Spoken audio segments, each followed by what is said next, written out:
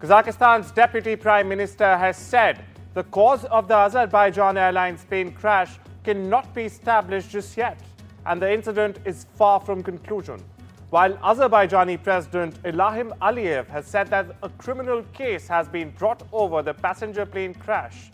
Azerbaijan Airlines plane en route from Baku to Grozny crashed near Kazakhstan's Aktau airport on Wednesday. Now, the flight carrying 62 passengers and 5 crew members was forced into an emergency landing. According to the latest reports, 32 people have survived, while at least 38 have lost their lives.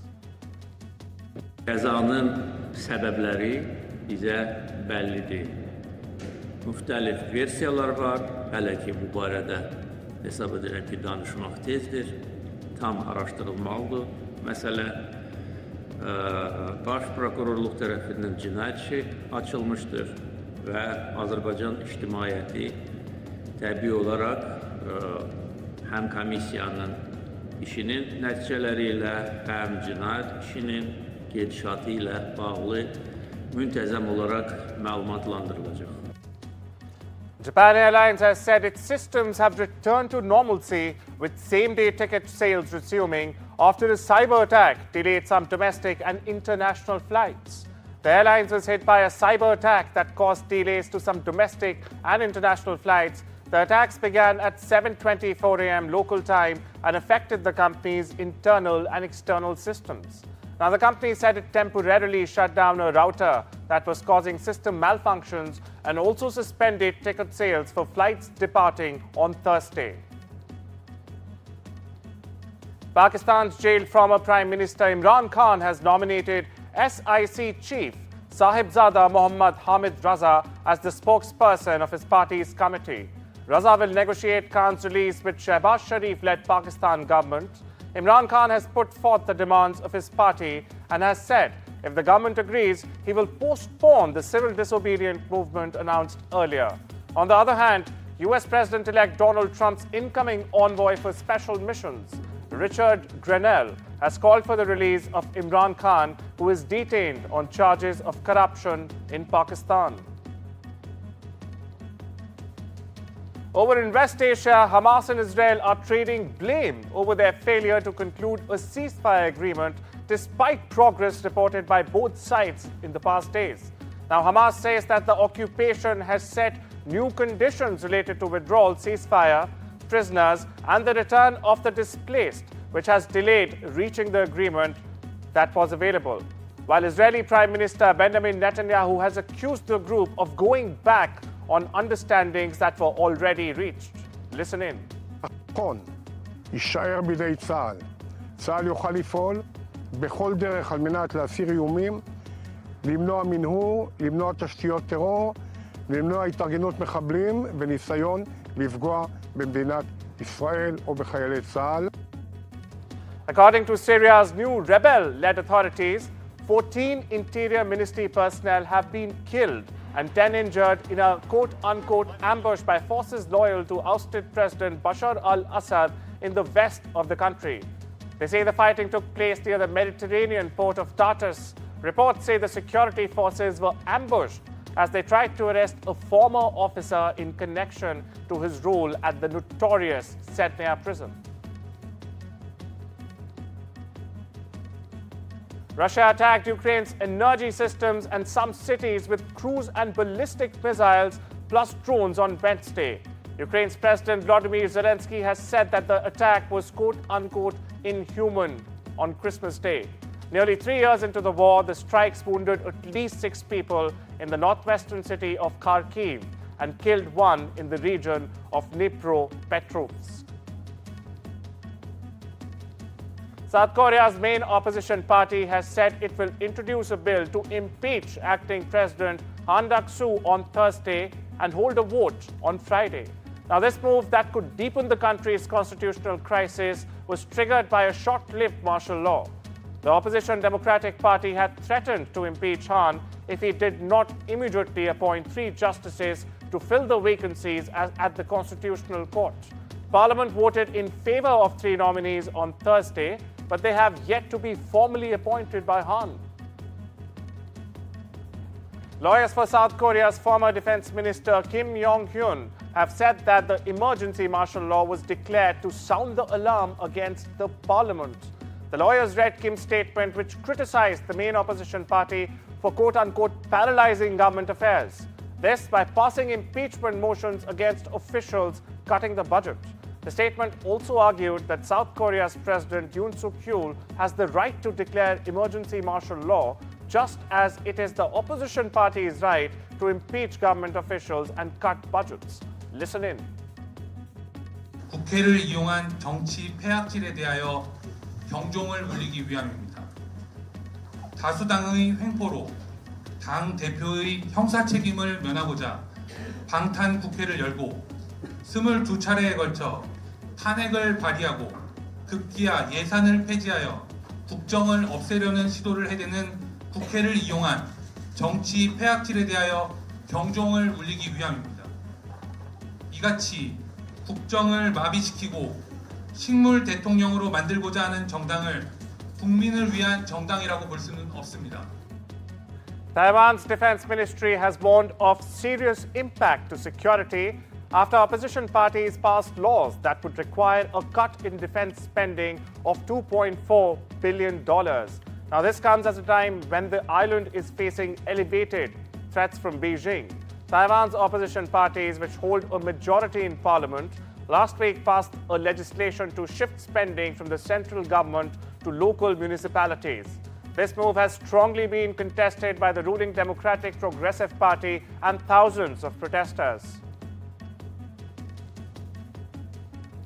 Talks between China and Japan's foreign ministers in Beijing have paved the way for Japan to host China's foreign affairs chief next year, and mutual agreement to hold a security dialogue as soon as possible. No details have been given for when the events will take place, however.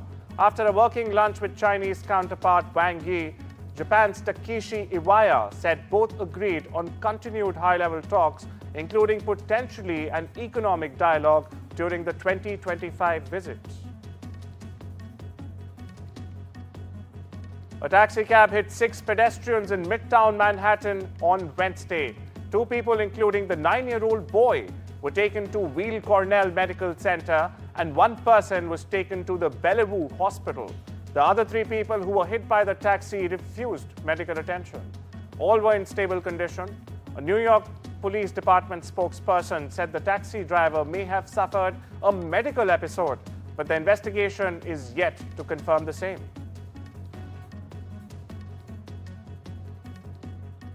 The United Airlines has said that a dead body was found in the wheel well of a jetliner after the aircraft landed in the Hawaiian island of Maui on Tuesday afternoon.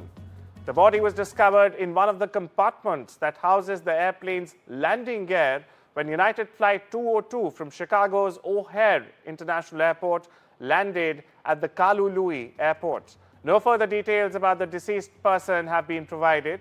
The airline is working with authorities on the investigation. Pope Francis has called for talks between Russia and Ukraine to end the war in his Christmas message.